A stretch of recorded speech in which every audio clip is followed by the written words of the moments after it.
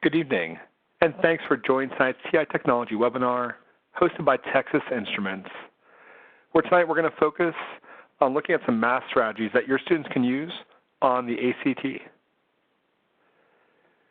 My name is Mike Houston, and I'm the moderator for this event. I teach algebra and calculus near Pittsburgh, where I use TI Technology to make tough-to-teach, tough-to-learn concepts accessible to all my students. Tonight we're really lucky to be joined by our two panelists, Pat Flynn and Jeff McCullough. Pat's been teaching math for 23 years, and he's currently teaching AP Calculus BC at Olathe West High School in Olathe, Kansas. Pat's a 2013 Presidential Award winner for excellence in mathematics and science teaching, and has served on TI-Nspire authoring teams and as a writer for the We All Use Math Every Day program in conjunction with TV show Numbers. Pat's presented at many international, national, and regional conferences in the areas of technology, calculus, and geometry. Pat, it's great to have you with us tonight. Thanks, Mike. And Jeff co-founded the TI-Nspire Super User Group with Bryson Perry. He teaches Algebra 2 and AP Stats at St. Mary's Episcopal School in Memphis, Tennessee. In 2009, Jeff received the Presidential Award for Excellence in Mathematics Science Teaching, and he authored the second edition of TI-Nspire for Dummies, as well as the second edition of the TID4 for Dummies. Jeff, it's great to have you with us tonight. Hey, glad to be here. We're expecting a large crowd, so your audio is muted. Feel free at any time to send any questions to Jeff or Pat using the Q&A window on the right side of your screen. As a reminder, the session is being recorded, and we'll provide a link to the event certificate of attendance at the conclusion of the webinar. We hope you don't have any audio issues, but in the event that you do, try selecting Communicate from the very top of the WebEx menu and choose Audio Broadcast. At this point, Jeff is going to discuss our agenda. Well, we're glad to be here. Tonight is going to be very current. We're going to look at some recent changes to the ACT. We're going to really make a good effort to show you both the TI-84 and TI-Nspire platforms, and maybe just a few little nuances on each one that you might not have known about.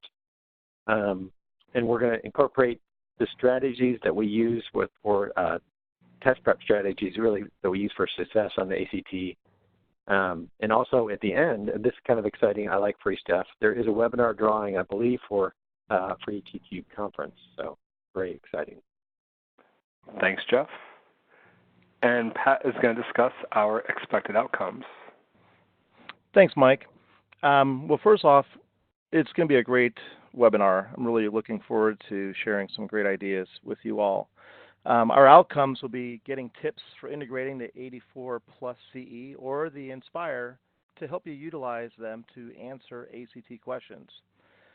Learn a lot of the strategies that we incorporate in our classrooms, and also familiarize yourself with some of the question types found on the ACT. As you know, the Math ACT it's undergone a revision since 2016, and you may not be aware of some of the new and different types of questions that are being asked.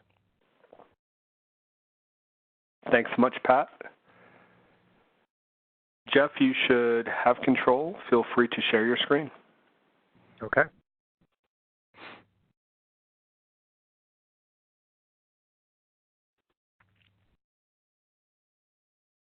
Okay.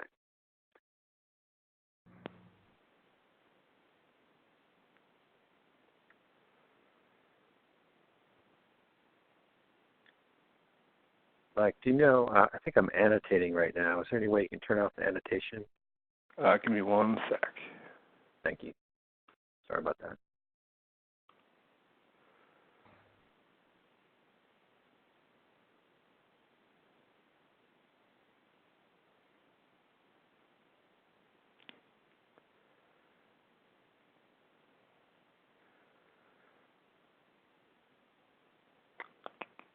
Okay, I think I got it. Sorry. Perfect. That's all right. That's probably my fault. We're going to compare just two questions here with quadratics. how it used to be and how it is on more of the new test here. So if you look at June 2001, it's a pretty straightforward question here. Can you, given two solutions, can you determine the factors? To me, that's a very straightforward question.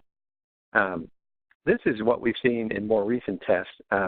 Not only do you have to know, like, just how to go from factors to solutions or solutions to factors, but in this case, let's see. So if you look at this, you're given 3 points. You've got these 3 points here. The solutions, the zeros are at 3 and -3 there. And all of the factors are 3 and -3. So actually, knowing just the factors doesn't help you as much. And so you really have to go to that next step and go to 0, 3 and know that you have that point there. So that gives you some more information. I do think on this one, just talking about strategies, Pat, I know sometimes I forget to read the question, but if you read this question, it actually tells you it's a parabola. It does, doesn't it? So that should let you eliminate a couple choices. Sure. I mean, so these 3 choices, really, that's going to be a cubic there, x squared times x. That's a cubic, that's a cubic. So we know it's not one of those. And if you know a little bit about parabolas, you know that one looks to be downward facing, and so A would be the correct answer. So you didn't even utilize the point 0, 3 and plugging it in. You just noticed that the parabola was opening down and eliminated. Yeah. Wow. So, I mean, we love that. I think glancing at the answers, before you start doing too much work, sometimes we try to get the whole equation and work it out, and I really think glancing at the answers is key here.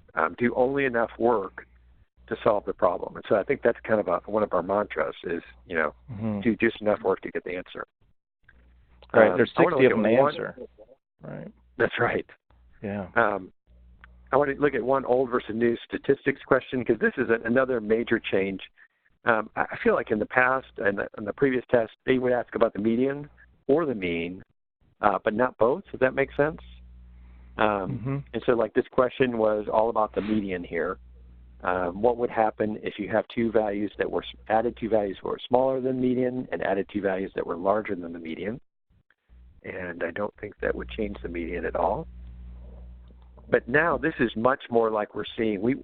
They love questions now on, they may add an outlier to the data or something like that, either really large value, really small value, and say, well, how would that affect the mean, or how would that affect the median, or the range, or the standard deviation? So they could ask really about many different things in conjunction with each other. So this one, we have 10 values. The largest value is replaced with a much greater value, which would be kind of an outlier. To form a new data set, which of the following statements is true about the values of the mean and the median? So now we need to know what's going to happen to the mean, what's going to happen to the median. And, of course, the median is still the middle number. And so that's going to stay the same, so you can look at some of those answers. The outlier, if it's very large, is going to increase the mean, and so you can do that. And, Pat, I don't know if you ever do this. Sometimes with my students, I'll have them pick a very easy data set, maybe all 5s, maybe 1 through 10, something like that, and say, well, what would happen if you put a really large value there? Because sometimes it's easier to just think through with numbers. Well, and sometimes on these ECTs, it's so abstract. Just like you said, make up a data set to use and then do what it's saying. And that's a skill I think our students, they don't know about that. Because in class, we really don't do that. Right. We're always setting up the actual formula for mean or something like that with X's. And so really using numbers is one of our strategies we talk about with ACT. It makes it more accessible for every student to solve a problem like that. Yeah. And so this, what we decided to do is just look at a most recent test here in June 2019. Let's look at the questions. And I don't know about that this is a smart idea or not, but I think we're going to start at the toughest problems first. We're starting at question 60. Pat, do you think questions do tend to get a little tougher? What's your take on that? They do. It seems like you ask a student, okay, there's 60 questions. You have 60 minutes. How many minutes per question should you do? And they say, a minute a question. And he's like, you are so wrong. Yeah. That is not correct. Like the first 20, you should take maybe 30 seconds a question, maybe 45. You want to save some of that time for the tougher ones later. Now, that doesn't mean that there's not some like I think you call them stinkers in the Yep. beginning, and we'll see some stinkers at the end here as well. But there are some pretty accessible questions at the end of the test that you're like, wow, that could have been like a question 5. That's not so bad. Um, Yeah. and I think this idea of plugging in values, like you were talking about, making up the data set, like this Yeah. question here, oh my Yeah. gosh, it's the last question on the test. Kids like in Right. panic mode, they've got a minute to do this, or a minute and a half if they're lucky. What do I do? Could I eliminate some? I mean, so like go through the strategies. There's like some really great Right. strategies to do on this one. Yeah, so if we substitute numbers in, we could actually just type them as a matrix, or we could store values. So I kind of like the idea of storing values here if you've never done that, or maybe you haven't done it in a long time. So if you hit the 1, like I want to store, say, A, B, C, and D is 1, 2, 3, 4. So you can say 1, store or stow as A, alpha out there, and 2, stow as B, and 3, store that as C,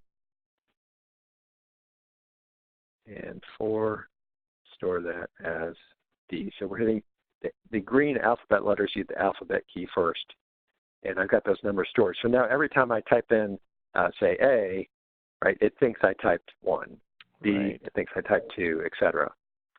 And so if you don't know, there's a secret menu on the TI-4. Mm-hmm. So to access that, if you hit the alpha key and then any one of these 4 keys at the top will activate a secret menu. So y equals has the fractions, functions are here, the y variables are here, but if you hit the zoom key, you have a matrix. And so that's definitely a 2x2 matrix. You have to take your cursor and put it over the OK here. So as long as your cursor is over OK, you can press Enter, and then just type in, 1, 2. Oh, wait. I'm sorry. This is not 1, 2, is it? This is Hey, 2. how are you able to go back? Does the arrow keys to manipulate within the matrix? Sure. The arrow keys work Nice. out nicely. And I think if I go to the right here, it actually goes to the third Ah. kind of cell there, the bottom right.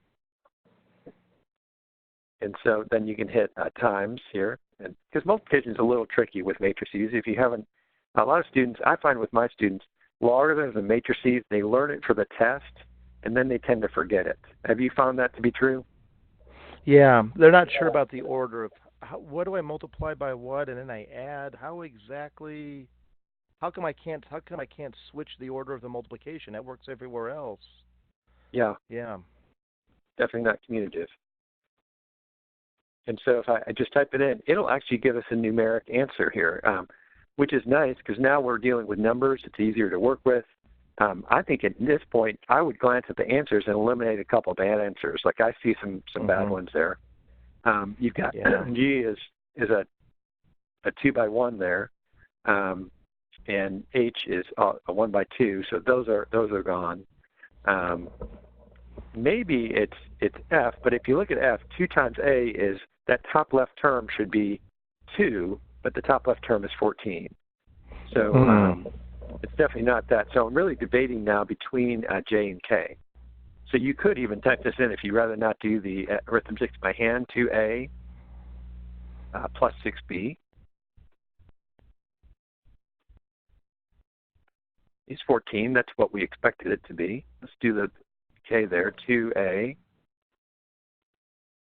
plus 4C. So that's, I wanted to show you that because sometimes if you plug in values, depending on what values you chose, it's very possible you could get 2 answers that seem to be alike here in this case. And so you'll have to test maybe another cell there. And so you'd go like 2C plus 60.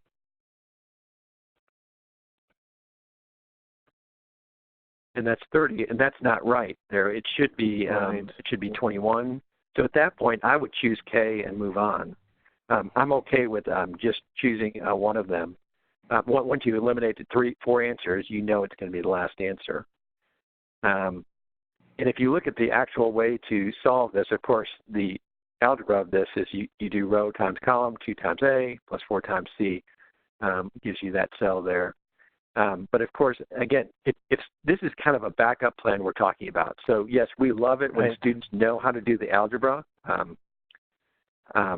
And so, a great question. So we have a question from someone that says, where's the store key on Nspire? So we could do the same kind of thing. We could say control variable is the stow key, and then you would type in like A. Or there's actually another way. I don't know if you've ever done this before. You can actually, if you'd rather do it this way, you can type in B. Do you see above the template there for logarithms, it looks like, for absolute value? If you hit control template key, it gives you control equals, and now we can say 2. That's another way to store a variable. So there's actually 2 ways to store a variable. And the matrix command can be found by hitting menu, matrix and vector, and then just create a matrix, basically. And you choose the dimensions, and then we could do the same thing here where we enter, all the different things. And so that's the way to do it on a TI-Nspire. So we want to show you both platforms and just little nuances or differences. And so that's just a little difference that we might see on that question. Let's look at the next question here. So this one is interesting. Question 59. In a standard coordinate plane, what is the y-intercept of the graph of the function y equals f of x defined below? And so we have a piecewise function.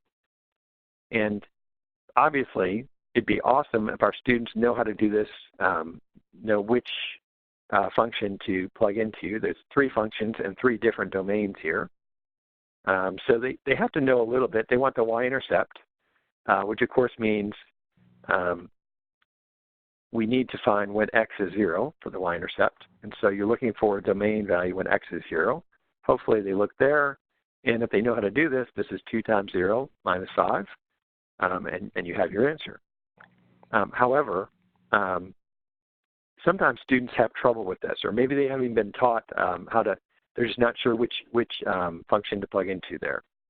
And so if that's the case, you can actually, this is kind of a new feature. I don't know how many of you know you can do this, but if you go on the 84, you go to y equals, and so you have your cursor there. We can actually now type in a piecewise function. And this is only on the CE. I think it's on the CE only. I'm not sure if you can do this on the 84 plus. Maybe someone would know that or not. But if you hit the math key and scroll up 2 clicks to piecewise, look at this. Look how beautiful this is. How many pieces do you have? Well, it looks like I have 3 pieces. And so you can say, okay. Oh, and you can type it in. Piece is x squared minus 1. If you cursor to the right, you can put your domain there. I think this is going to work. I'm going to type it just like it is, x less than. To type in less than, it's part of the test menu, I think. Second math is the test menu. And I want less than for 5. And that's negative 3. Make sure on an 84, it's very important to use the negative key and not the subtraction sign. And then 2x minus 5. And that would be, so I'm going to try this. I don't remember if it can handle this or not. We could always do an and statement or statement. I think it'll handle it. I think it handles it now. So less than or equal to would be 6. X less or equal to, again, the second math, the test menu. If you see any chats there I need to respond to, we can talk about that. It seems Michael's getting a couple of them for us. Okay, good.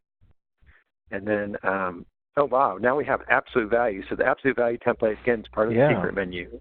So alpha window, absolute value is choice number 1. And we would type in x minus 3. And x greater than second math. There we go. 2. So by the way, think about doing this on the actual test. This, when you really think about this, takes a while. So that's the drawback of this. Oh wow, look how neat that is. And you can see it. Grid lines on your graph too. I know some people weren't sure. I think that's part of the format menu. If you go second zoom, you can see that you can turn the grid off, you can turn the grid dot on, or the grid line on. So it's a really neat new feature. And the pixelation is so nice that I really like it. Yes. And so now in this mode, you can use the trace key. So if you hit trace, it automatically defaults to the y-intercept, which in this case is 0, -5. And so the answer is -5. After all that work, it's a lot of work, isn't it? Just for one problem? Hey, what if you wanted to know the value of, let's say, when x was, say, 1, and you've gone this far? Do you have to arrow over to get to it, or? So if you arrow over, the problem is you get to like these weird values.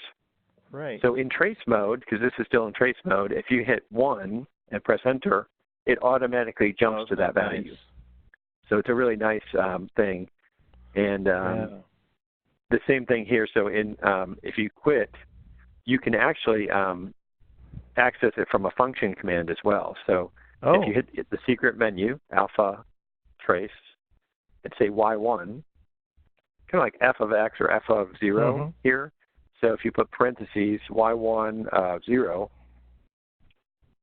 and press enter, it should tell you the value, the y value that it coordinates with that x value. So that's a really neat way to do it. Absolutely. The nuance on the Nspire, or the difference with the Nspire is, let me see. Oops. So on the Nspire, if we hit menu here and go to graphs, to access the template, it's actually a little bit easier here. If you hit the template key next to number 9 and choose, let's see, where would that be? Right over here. Yep. Choose that one and press enter. It says how many pieces, in this case 3 pieces, and then we would type in our function there, just like you would. So Nspire's had that for a long time. 84, really, that's kind of a new feature here. So that's something that we'll look at. I mean, that's something we wanted to show, and that question shows it off pretty well, actually. Again, it's much faster, obviously, doing this. You know, if you know which function to plug into by hand, it's much faster. Well, even in terms of just in the class, I'm sorry, I was just thinking in terms of the classroom teaching-wise, it's a great thing to use to kind of check answers. Are kids graphing it correctly? You know, it goes beyond just the ACT for sure. Right. Yeah. I mean, in my class, I love using a piecewise template. To me, it helps them teach the concept of, cause they can see a graph of it, they can trace values, and then show them the algebraic, like why you substitute into that domain, into that function when it's in that domain. But seeing a picture of it at the same time is just more powerful, I think. So sometimes I'll show them the graph and then work in the algebra there as to which piece to plug into. This question's interesting. First of all, it was very nice that they said 1 is not a prime number, because a lot of my students haven't had prime numbers since like middle school, maybe 6th grade or 7th grade, and so they kind of go, well, what's the first prime number? And so, which is 2, by the way. So they asked an interesting question here. How many integers between, but not including 20 and 30, have a prime factorization with exactly 3 factors that are not necessarily unique? That's line. It's not. Anytime you really don't you feel like you have to circle this word or like pay attention to the knots right there? Yeah. They think they're doing a big help to us that it's in uppercase, or like they'll do italics sometimes. And I don't know about you, but italics for me, maybe to younger people it's easier to see, like these high school kids. But I don't think so. I think italics is really tough to read. Also, I have them like circle it, underline it, do all kinds of stuff. Yeah. So I don't know if everyone knows, but we're trying to kind of point out some interesting things the calculator has. And so this is an Nspire feature that is not on the 84. So we're not going to show an 84 version of this. But if you hit menu, I think the second choice number there has something called factor. So on the CAS, of course, it's more powerful. It can factor with variables. But on the CX model, factor will take the prime factorization of any number you give it. So if I say like 21 and press enter, it gives me the prime factorization of 21, 3 times 7.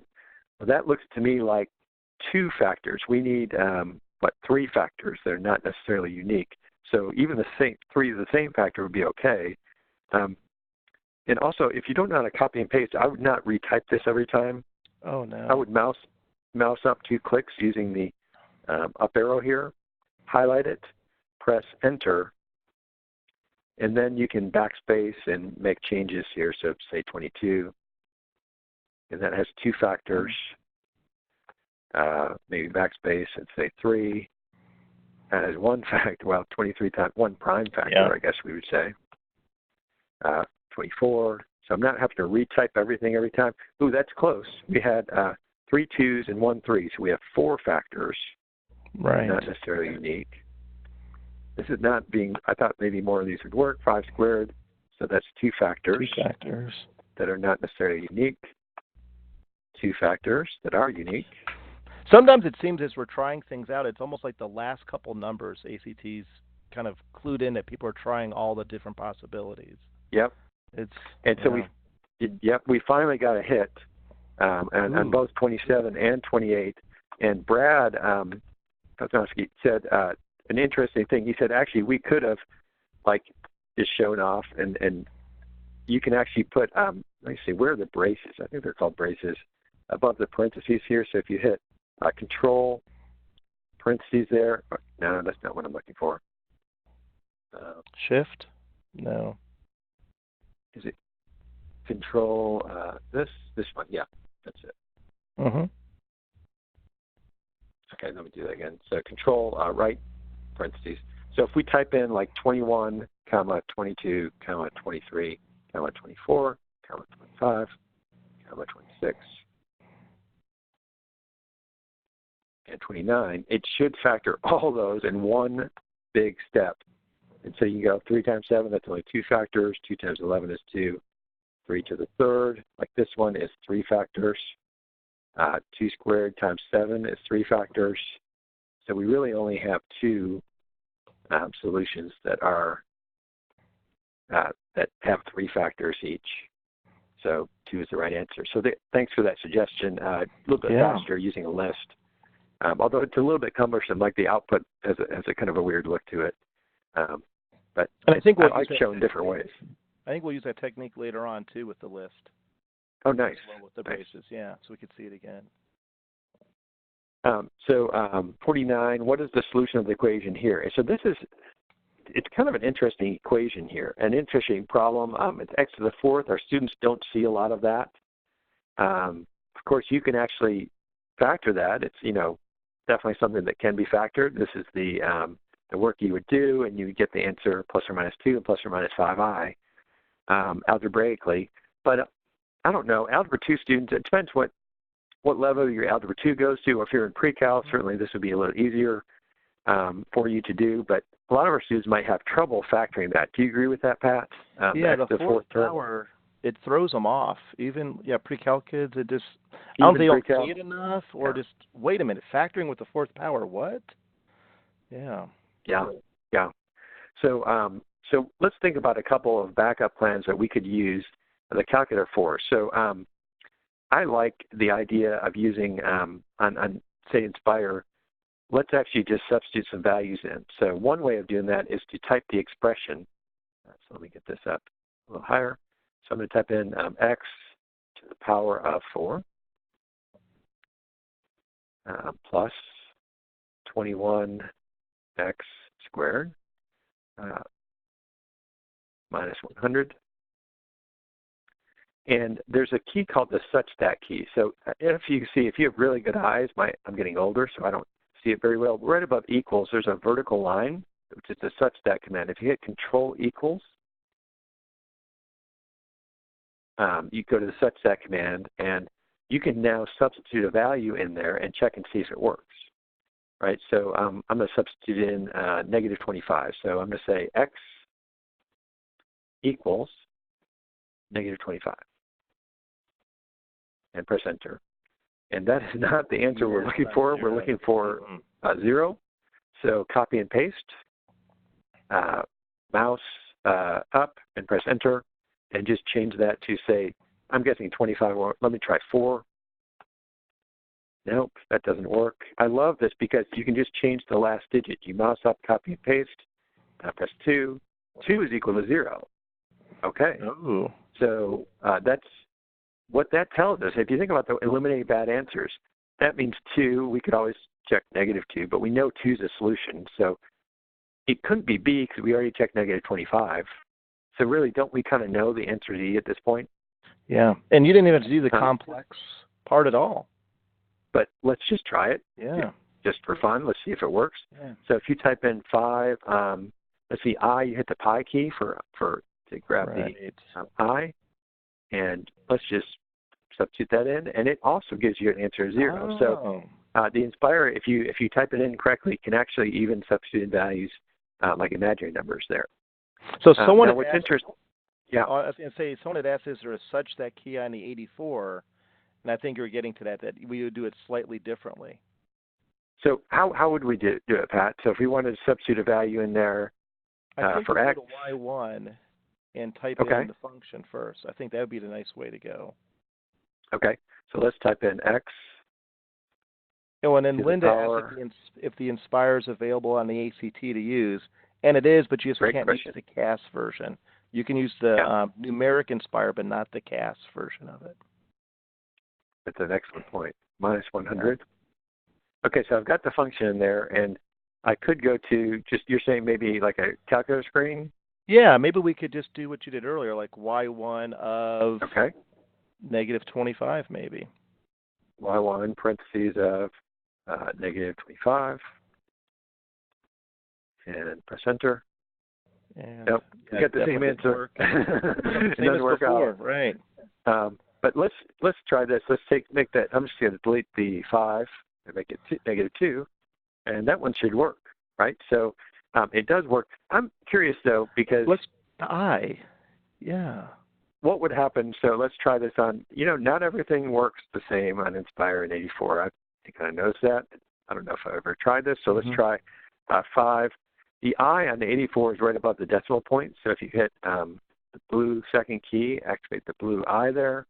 That is our imaginary number I, and press enter. Yeah. Wrong value. Attempted to store a matrix to a list. So that's an example. So I don't know why. I wonder if the mode was changed. Yeah. What if you went to complex? Well, let's try. Where's the mode for complex? You need to make sure you're in complex mode. Maybe. Well, we'll see, right? Let's try it. I don't know if that's going to work or not. So there's complex mode. That copy-paste feature makes it so easy to just re-enter in what you did. Okay, mouse up, 2 clicks, press enter. It still doesn't work. So that's fascinating. Right. I like the effort, Brad, but it did not work out there. And I'm not sure. I wonder what the calculator is actually using when it plugs the value into a function there. Maybe it's trying to solve it on a graph screen. It's having trouble. I just don't know the inner workings of the calculator enough to know how that works there. Now, if a student was really graphical, could they still graph it and do the trace feature like you had done earlier? And great question. So there's our graph. If I do trace and enter 2, and really you can probably just look at it and see it looks like it crosses a 2 and -2. So 2 and -2 are solutions. To check -25, you could always go to Window, change the X minimum to say -30 or something, and hit Graph. And you can see it does not cross at -25 there. So you can feel pretty confident in choosing answer choice E because you've eliminated the rest of the answer choices. I like the variety of ways you can go about getting the answer. I mean, the students that score really well on the ACT, they do their math. They're very fluent in their methods and techniques to go through. They're not just honed in on one. This is the only way to do it. They think of the math very differently, and I think they think so we're going to try this because if you guys ask for it, we'll give it to you. So we're going to try to type in. I guess would it be instead of 5i? Can we do 5? Let's see, that would be 5 times square root of -1. Could we try that? I don't know if it'll work any better, but at least we're inputting real values here. Let's see, is that the same thing? That's the same thing, right? Mm-hmm. It still didn't work. Okay. What if you typed in the multiplication symbol in between? Did it put it in there for? 84 is really good about putting that in. If you want to insert a command, you can hit second delete to insert.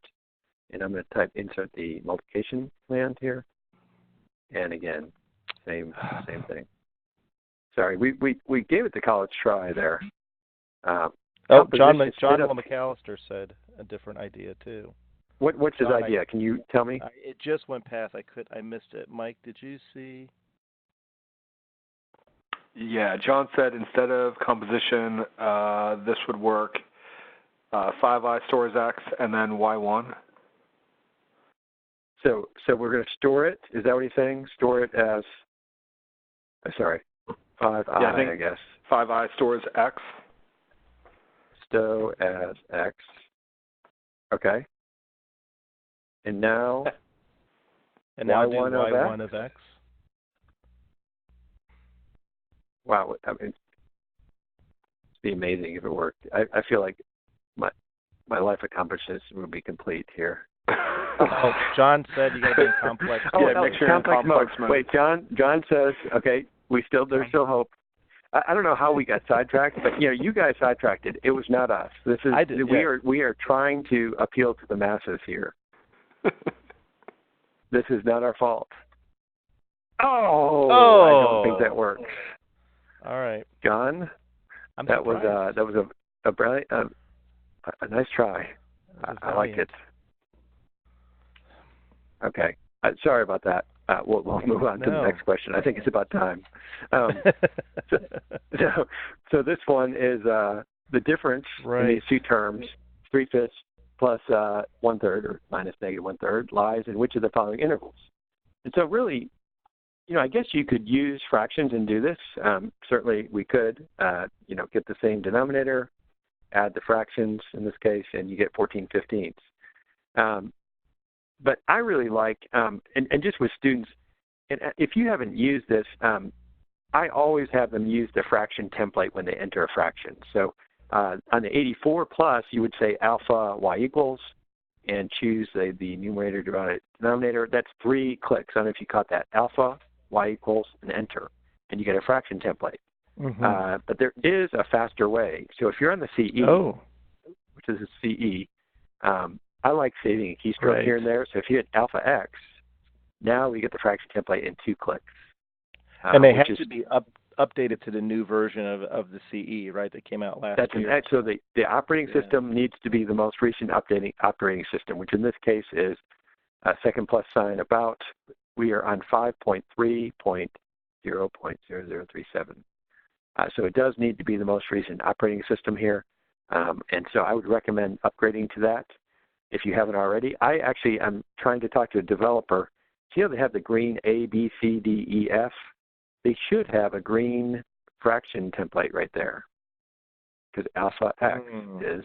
Anyway, I'm trying to get that to work, but that'd be nice. Hasn't gone through yet. On this question, I really like the answer choices are graphical. And I know in class, they're trying to connect a lot of different worlds on this one question, not just adding fractions, but, okay, where would the solution be?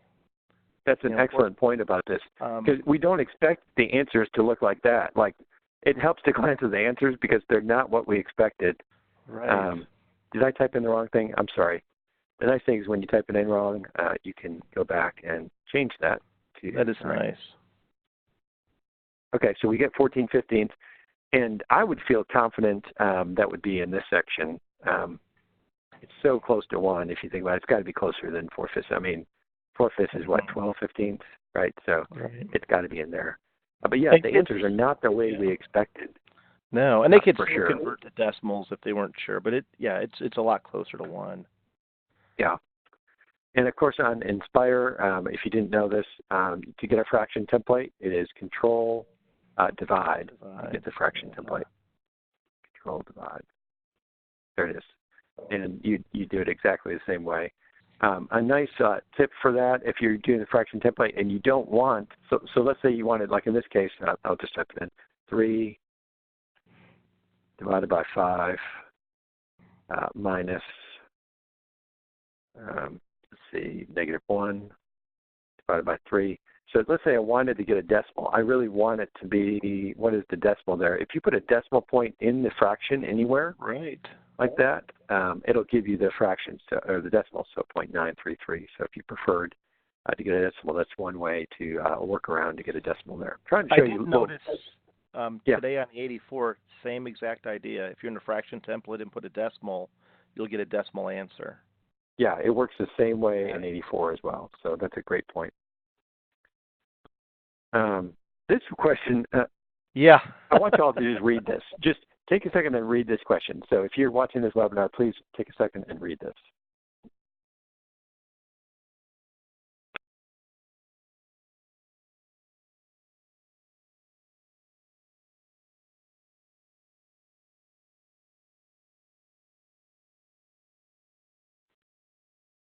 And maybe y'all are much smarter than Pat and I, but we read this and we at first had a little trouble with this. Is that safe to say that we did not nail this the first time? The gate was really just confusing for a bit. And I'm thinking also, it's question 45. I'm 3/4 of the way into the test. I don't need this panic mode here with the gate. Right. Yeah. Sometimes just those little things will throw you off on a question if you're not reading carefully or don't quite understand, like, is the gate part of the fence? Is it not part of the fence? What's exactly happening here? And so I always like to draw a picture of it, if you're doing Right. that. So you might, what's the largest area? You might draw a picture of a rectangle. You might try to label the sides. One way of thinking about this. So what's the perimeter here? What do you think, Pat? Is the gate included here? I think the gate's going to be as a sidewall. So, yeah, I would say it's included in the perimeter. So I'd say 64. So the perimeter's 64, so you know it's 32 and 32. So right away, a square with line 16, so 17, like B, couldn't be correct. That does not add up correctly, I don't think. No, Amy just piped up that, hey, it's 64, it's a perfect square. You automatically know it must be A because it's square number. You almost, if you've done enough of max area problems, you know it's Right. going to be a square, right? So to me, I'm debating between A and B if you're just kind of like thinking through it. But there's another way to solve this problem with variables that really, I'd actually be kind of proud of our students who can do that. And so we know that the two sides add up to, 64 total. So the length and width would have to add up to 32. So 32, if you kind of right. know that, you could say, well, maybe the width is X, which means that the length would have to be 32 minus X, the segment addition postulate, basically, there. And so really finding the area from that, which is kind of neat, is you can use a quadratic, essentially, right? So X times 32 minus X. So if you go to, say, let's use an Inspire graph screen this time. So if you go to Inspire and you type in X, by the way, I'm going to try this and see what happens. I'm going to type it in just like this. But I have a concern. Right. Do you have a concern, Pat? I'm wondering if it'll know the multiplication symbol or not. Yeah, let's see. For the distributive. Okay, so press Enter. It says cannot accept change. And so when you use Inspire, unlike 84 can actually handle that just no problem. Because of the variable structure, you can have variables that are words that are more than one letter. It's not sure if that's a variable or expression or what's happening there. So I always put the time sign in there before parentheses. And so now when you press Enter, it will graph the function, although, wow, it's hard to see that thing. I don't have a good view of this, certainly. You can kind of grab the screen and move it, but still, wow, it's just way, this is not exactly right. Here, let's zoom out and just see what happens. So menu, window zoom, zoom out, and let's just click it maybe a couple times. So at this point, I know the X values, but I don't know the Y values, like how high it should be. So one way of adjusting that, I really like the zoom for menu, window zoom. Yeah, the zoom fit. Zoom fit. Zoom fit does not adjust your X values. It only adjusts just Y values. And so it'll actually get it to fit in there. Although it does look really very weird there. It made 500.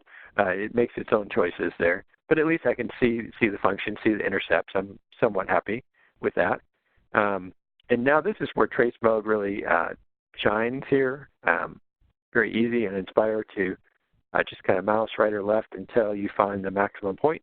I also love a little feature here in this mode. When you find the maximum, if you press Enter, it'll lay down the point there for you.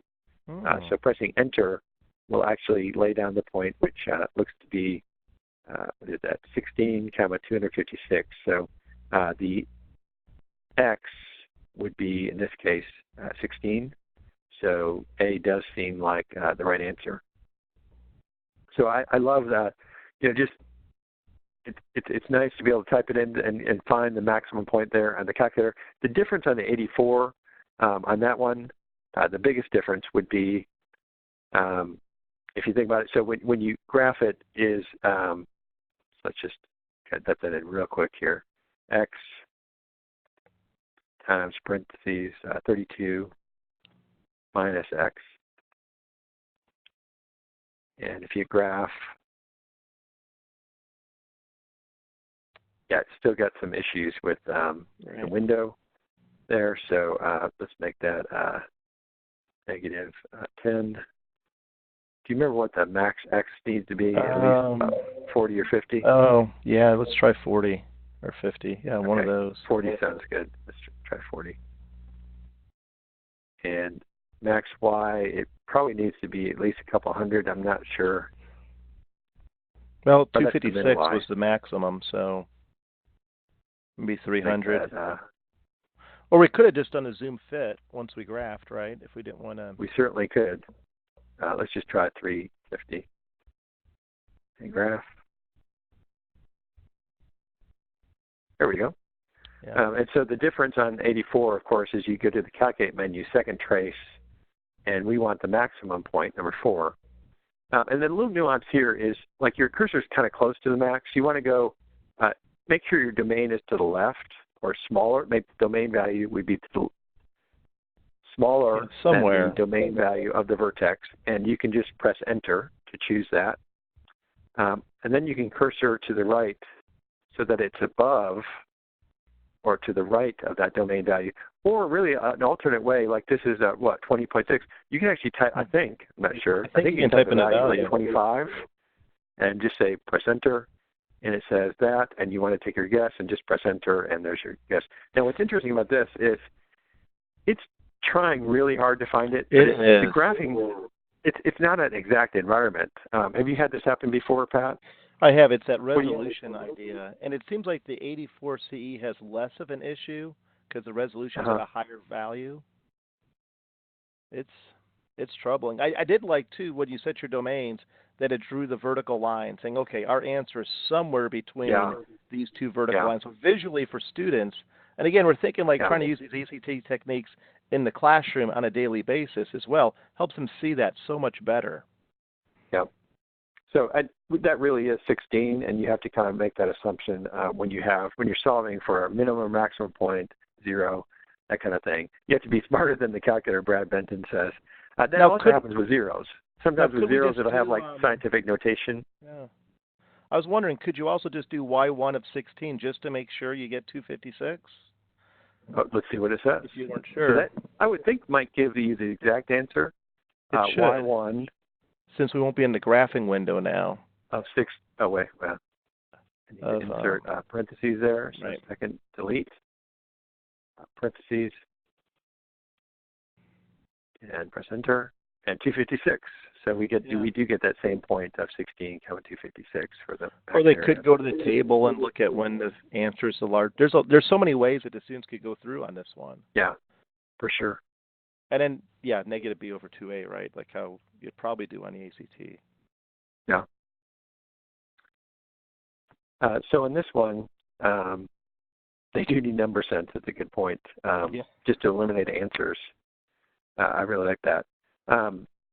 So this is a strategy we've used on some of these problems. This is kind of a sneaky exponent problem. And if you're good with exponents, certainly you can do this.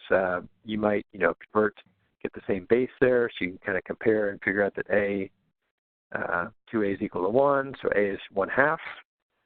Then, of course, on the other side, just solve for B, and you get that answer of 5/2. We certainly hope they know how to do that. But if you get to a problem like this and they don't know their exponent rules, and honestly, I don't know if you find this, I find when there's more than one exponent rule at play, they have a lot of trouble. Well, in this one being a multi-step, find A first and then go into a Yeah. second one. Wait a minute. In class, you only give us one equation to solve, not two of them, and this looks confusing. That's a good point. The Yeah, I mean, and that's what the ACT does. They're trying to take a simple concept like exponent rules and make a pretty tough question. So Right. the strategy we use here is really plugging in numbers. So if you're not good with variables here, if you plug a number in for A that makes that equation true, then it should work. So 49 to the what power is 7. You could use the solve command to find that if you don't know it. I might hope students would know that 49 to the square root of 49 is 7. So wait, now. Yeah. Is that right? 7? Yeah, square root of 49. You could go 49 to the 1/2 power, right? So 49 to the 1/2. But again, you could solve it using a solver there. Is there a mistake out here? 7 Shouldn't that be 3 to the 4th? Let's see. So 3 to the... That's impossible. Yeah, 3 to the 4th is 81. 3 to the 3rd is 3 to the 4th is 81 instead of 3 to the 3rd. Thank you for catching that. So it should be K then, right? Equals 4, so it should be 3.5. It should be K. Hey, yeah, thank you. Before you do a webinar, you should always double check your answers that they're correct, so that this doesn't happen in case you're considering that. But yes, thank you for catching that error. So one way of doing this would be to actually use the solve command and solve that. So just the solve command. If you haven't seen the new solver on the 84, I want to show this to you. So the math, hit the math key and go up to solver, numeric solver. And so that's kind of a difficult equation there. We have 49 to the A, so 49 to the power of X. I'm going to use an X here. Although, could you use an A? Let's try it. Really try it? Let's try A. I wonder if I might try to use the A you had stored earlier. Interesting. And so then we're going to use 7 there for the right-hand side of the equation. So you just, equation 1 is the left-hand side, equation 2 is the right-hand side. To activate OK, you hit the graph key right below. And we would just say solve, and the answer is 0.5. So it solves it for us. So even if you use A, it can solve for one variable and figure out that is, in fact, 1/2. And then we could use the same thing again. Really, if you think about it, we just substitute a value of 1/2 in there, use the solve command again, and get that. Now, would they just press the up arrow to redo it again? Or do they have to go back to the menu? Here. So if you hit the up arrow, you're back to the equation, you can retype it. Excellent point. Thanks, Josh. I appreciate that comment. That was nice. We were making sure you're paying attention. That's exactly right. We're all friends. It's okay in math to model that, maybe, to model that everyone makes mistakes. So right. we're just modeling that. Wow, we're such good teachers. So and this one, for the solve command, if you hit menu, algebra, numerical solve, now we can type the expression 49 to the power of A, in this case, equals 7. And then you hit the comma down here in the bottom. Right. And you would type in A, solve for what variable you're solving for A, and then press enter. So you just tell it what variable to solve for, even though there's only one variable, that's the variable you use, and then it solves it for you. So just want to show you multiple ways to use technology here just to, if you're not sure how to solve an equation like that, right? Maybe you don't know how to do logarithms to solve, and so you can do it that way. This one is interesting. Do we have time for this? Are we okay? What do you think, Mike? I think we could. Yeah, we're good. Okay. I want you to show you the Conic app because it kind of works a little differently here. Actually, I want you to show you relation first. So on Nspire, if you haven't done this before, this is like a game changer. It rocks your world to the math teacher. If you hit delete on a graph screen and choose number 6 relation, you can now type in any of these answer choices and graph them. So it can graph implicit functions? Right, exactly. Yeah. So you don't have to solve for y, x minus 1, quantity squared, plus y plus 4, quantity squared equals 25. So I'm just typing it in just like it is and press enter, and it graphs it, right? And so it actually shows you, is that where it's supposed to be, 1, -4? 1, -4. If you're not sure if that's 1, -4, the Inspire has this cool part in the menu where you can actually analyze the graph and analyze the conic. So I think if you wanted to find the center, you could just click on it, and it actually shows you the center is at 1, -4. There it is. So Inspire, it's really clean and easy using the relation command. I love graphing, functions that aren't solved, or not functions, but relations that are not solved for y. It's really handy.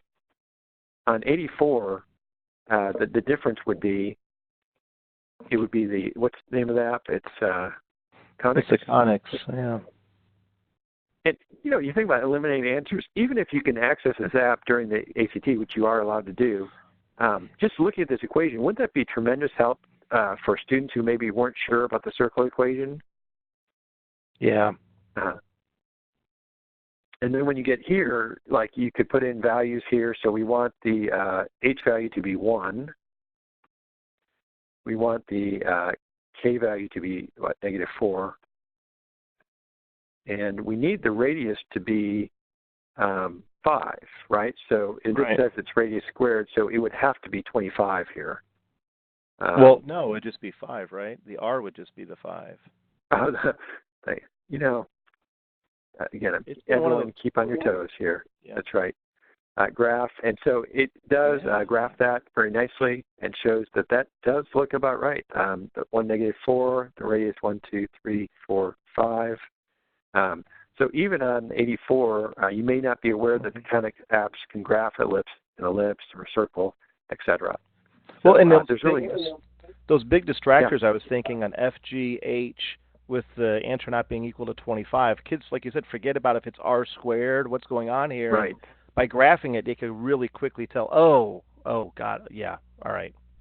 Right. Yeah. So I mean, it just verifies that you've done the right thing there.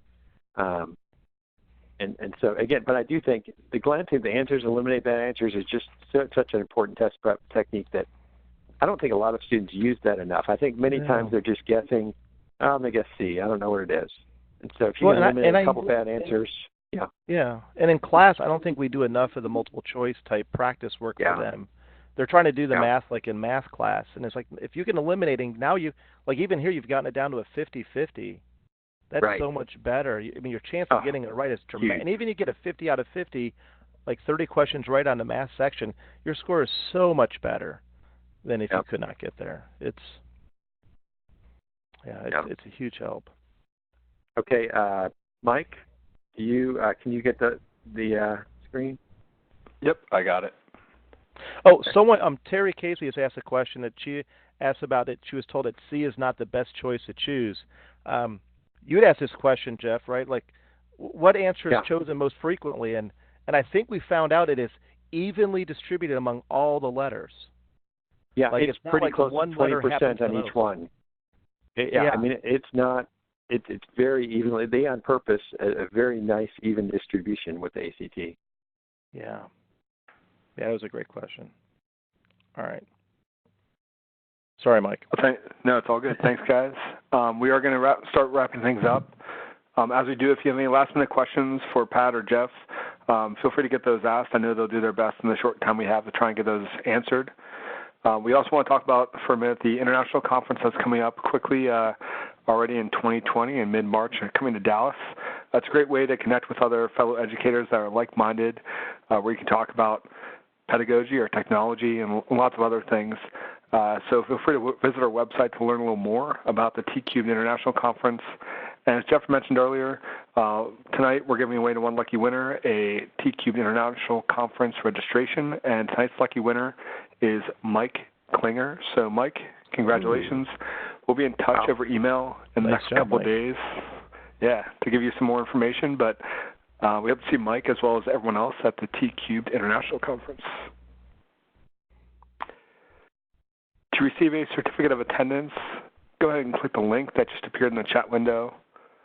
Also listed is a link for the documents that were used tonight. And if these links aren't working for you for any reason, feel free to just hang out a couple days in your email. You'll get links for the certificate, the documents, as well as the recording for tonight. And if you're watching this on demand, go ahead and copy that link into your favorite browser to receive your certificate. Thanks so much, Jeff and Pat, for everything shared tonight. It was exciting and funny, and for those that don't know Jeff, a lot of times he'll try to play off like he doesn't know something or he'll make a mistake. What he did earlier was totally legit. He really legitimately made a mistake. So, Jeff, thanks for being humble and for sharing everything you guys did tonight. Thanks so much. Hey, thank you, Mike. Thank this you. was a lot of fun. It was fun. Thanks, everyone, for joining us, and we hope to see you back online next week. Have a great night.